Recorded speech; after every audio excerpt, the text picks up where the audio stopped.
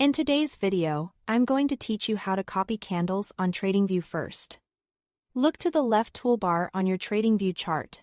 Tools on this panel are grouped, and many live under a single icon with a small arrow beside it.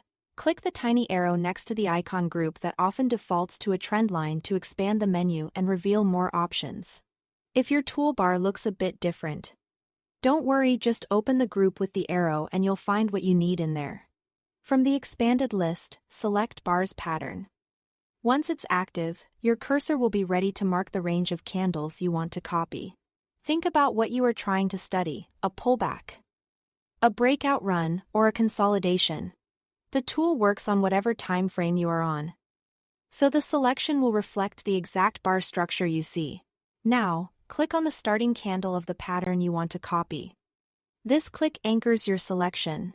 It helps to be zoomed to a comfortable level so you can pick the exact bar you have in mind. Be intentional here. Your first click defines the left edge of the pattern.